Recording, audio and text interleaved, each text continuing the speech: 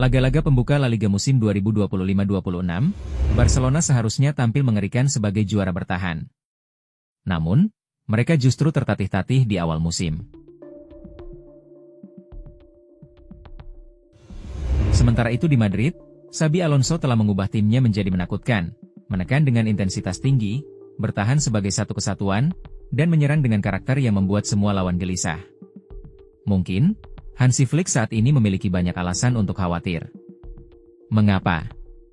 Karena musim ini diperkirakan sang rival tidak membiarkan Barcelona meraih dominasi penuh seperti musim lalu. Setelah mengamankan setiap trofi domestik tahun lalu, kini tujuan utama El Barca adalah Liga Champions.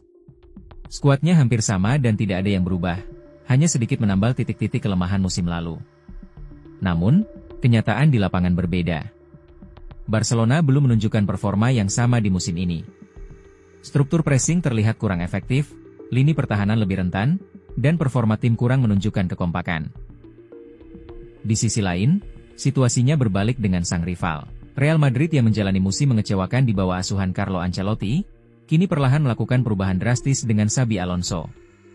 Banyak yang berharap era Alonso akan dimulai dengan kesuksesan instan, terutama dalam ajang Piala Dunia antar klub kemarin. Namun, langkah mereka berakhir dengan kekalahan memalukan 4-0 dari PSG. Sebuah hasil yang menimbulkan pertanyaan, apakah Alonso siap untuk melangkah maju? Sejak saat itu, penyesuaian pun dilakukan.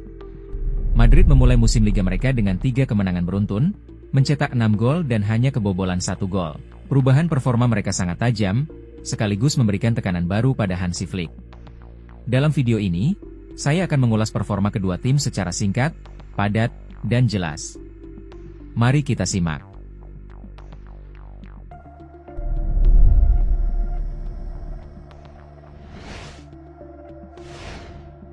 Sebelum liga dimulai, Alonso belajar dari kesalahan sejak awal. Untuk memahami mengapa Real Madrid bertransformasi begitu cepat, kita perlu menelaah apa yang berubah setelah kekalahan dari PSG tersebut. Kekalahan 4-0 dari Paris di Piala Dunia antar klub lebih dari sekadar hasil buruk. Kekalahan ini mengungkap kelemahan struktural sistem Xabi Alonso saat itu.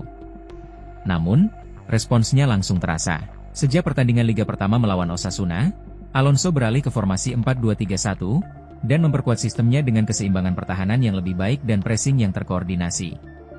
Aurelien Tchouaméni menjadi kunci dalam transformasi ini. Pernah dikritik dan bahkan dicemooh di Bernabeu, ia kini menjadi salah satu pemain kunci Xabi Alonso. Perannya sebagai pivot dengan merebut bola kembali secara agresif saat timnya kehilangan bola, dan dengan cepat membalikannya untuk menyerang. Gol pembuka melawan Oviedo lahir langsung dari pola ini. Tchouaméni merebut bola, dan melepaskan ke Arda Güler yang kemudian mengoper bola kepada Mbappe untuk mencetak gol.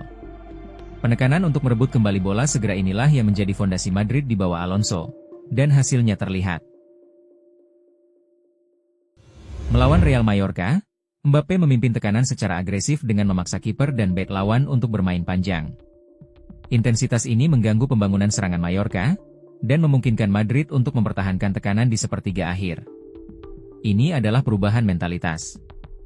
Gol bukan lagi hanya tentang serangan balik, tetapi tentang kerja kolektif untuk memaksa kesalahan lawan di area yang lebih maju.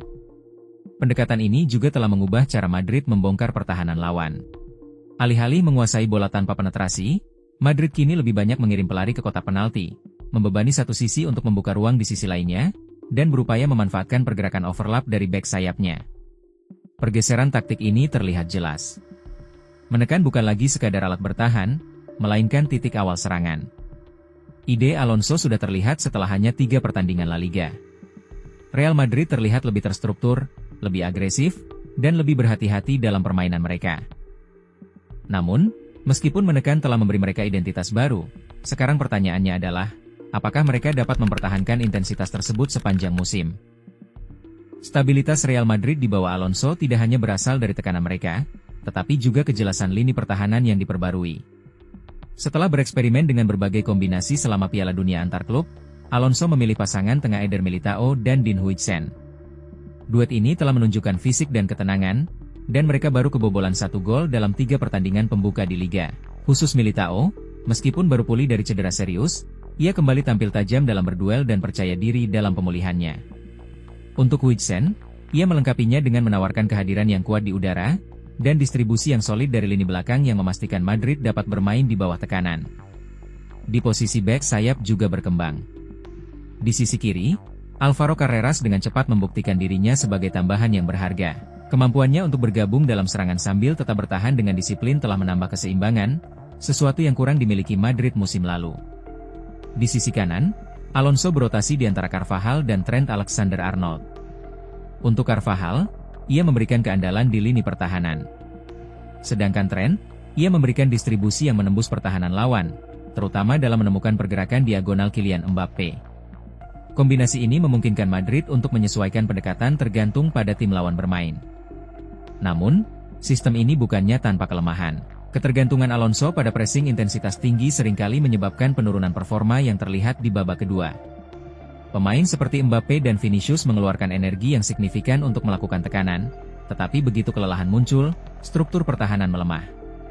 Hal ini terlihat jelas saat melawan Real Mallorca, di mana Madrid kesulitan mempertahankan kendali dan membiarkan lawan menguasai permainan.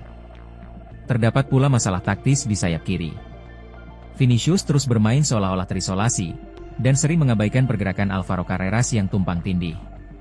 Prediktabilitas inilah yang mengurangi variasi serangan Madrid, karena lawan dapat mengantisipasi pergerakannya dan melakukan double marking.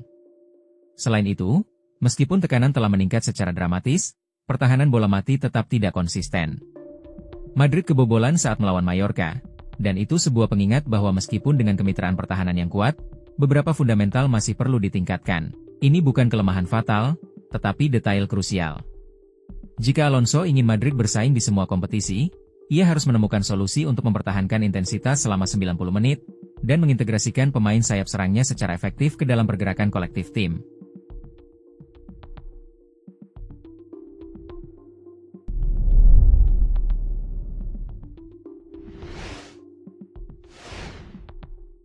Pentingnya penyesuaian ini menjadi semakin jelas, jika dibandingkan dengan masalah sang rival. Barcelona di bawah Hansi Flick menghadapi masalah pertahanan dan internal tim, dan perbandingan ini menyoroti mengapa perkembangan Madrid era Alonso terasa begitu mengancam. Masalah pertahanan Barcelona justru berlipat ganda di bawah Hansi Flick. Setelah hanya 3 laga, Barca telah kehilangan 12 peluang emas mencetak gol di Liga. Ini bukan detail kecil, dan ini menandakan adanya kerusakan sistematis. Kelemahan pertama mereka terletak pada pressing. Musim lalu, kemampuan Barcelona untuk menekan lawan di lini pertahanan memberi mereka kendali, dan eksposur terbatas di lini belakang. Musim ini, intensitas itu telah menurun drastis. Lawan kini lebih mudah melewati tekanan Barca, dan memaksa pertahanan untuk menyerap lebih banyak serangan langsung. Tanpa tekanan terkoordinasi, lini pertahanan menjadi jauh lebih berisiko. Lini pertahanan itu sendiri merupakan kerentanan utama. Tim-tim lawan telah beradaptasi untuk memanfaatkannya dengan menempatkan penyerang mereka dalam posisi offside, menunggu serangan sekunder untuk memberikan umpan penentu. Saat laga melawan Rayo Vallecano, hal ini menunjukkan dengan jelas. Para penyerang berulang kali memposisikan diri di belakang pertahanan Barca, dan hanya penyelesaian akhir yang buruk yang membuat skor tetap imbang 1-1. Pola ini menunjukkan bahwa lawan telah mempelajari sistem Flick, dan kini secara aktif menyoroti kelemahannya. Keputusan tim juga telah melemahkan lini belakang tim. Melepas Inigo Martinez telah membuat pertahanan tanpa pen stabil yang berpengalaman. Musim lalu, Martinez memberikan perlindungan krusial, terutama ketika lini pertahanan terancam. Kemampuannya melacak pergerakan lawan dan tetap tenang di bawah tekanan, membebaskan Kubarsi dan Araujo untuk bermain lebih agresif. Tanpanya, keduanya jelas sangat kesulitan. Kesalahan dari bek tengah sering terjadi, sekaligus melemahkan keandalan lini pertahanan Barcelona. Memasukkan kembali Christensen ke dalam susunan pemain inti bukan hanya menjadi pilihan, tetapi juga keharusan jika Flick ingin mengembalikan keseimbangan. Keruntuhan ini tidak hanya berbasis taktik, tetapi juga psikologis pemain. Kepercayaan diri dalam bertahan dibangun di atas kepercayaan pada struktur dan rekan satu tim. Saat ini, Barcelona kekurangan keduanya. Kebobolan peluang dalam jumlah besar mengikis stabilitas tanpa solusi, dan tren ini berisiko semakin mengakar. Namun, kekhawatiran yang paling mendesak tidak terbatas pada pertahanan. Selain taktik, kelemahan Barcelona yang paling berbahaya adalah masalah internal. Tim menunjukkan tanda-tanda masalah ego, dan hal ini memengaruhi performa secara keseluruhan. Musim lalu, kesuksesan Barca berakar pada intensitas kolektif. Setiap pemain berkontribusi dalam menekan, transisi, dan bertahan. Kini, persatuan itu telah retak. Lantaran beberapa pemain menjadi lebih egois dalam penguasaan bola, atau mencari solusi individual daripada kolektif. Hal ini mengganggu ritme dan memperlambat serangan, dan membuat Barcelona lebih mudah diredam lawan. Tanpa bola, penurunan upaya bahkan lebih mengkhawatirkan. Menjaga area pertahanan, mengantisipasi serangan, dan bekerja untuk tim.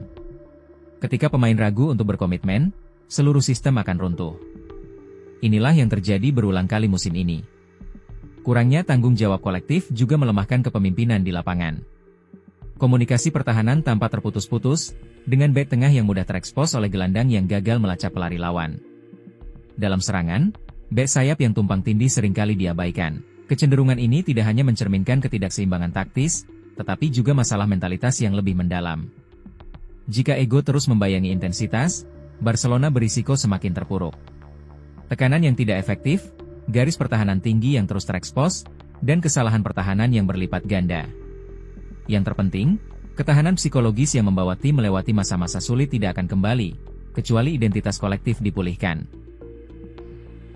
Disinilah kontras dengan Real Madrid paling mencolok, dengan Alonso menyatukan skuadnya dengan rencana yang jelas dan intensitas bersama, sedangkan Flick harus menyusun ulang kelompok yang mulai terpecah-pecah. Bahayanya jelas. Jika masalah ini tidak segera diatasi, Barcelona bisa menghadapi skenario terburuk di laga-laga mendatang. Dan itulah mengapa Hansi Flick harus menatap El Clasico yang akan datang dengan lebih hati-hati daripada percaya diri. Dan inilah mengapa Flick harus merespons dengan segera. Tugas Flick sekarang adalah memulihkan disiplin pertahanan tim, membangun kembali intensitas menekan, dan menyelesaikan ego pemain. Jika tidak ditangani segera, Barcelona berisiko tertinggal dari rival abadi terbesar mereka Real Madrid. Namun, Flick masih memiliki kesempatan untuk memperbaiki fondasi timnya.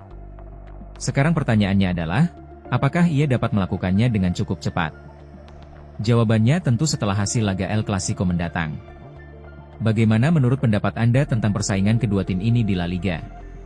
Bisakah Hansi Flick mengubahnya dan mendominasi lagi? Beritahu pendapat kalian di kolom komentar. Terima kasih telah menonton hingga detik ini, dan tunggu ulasan menarik lainnya di video selanjutnya.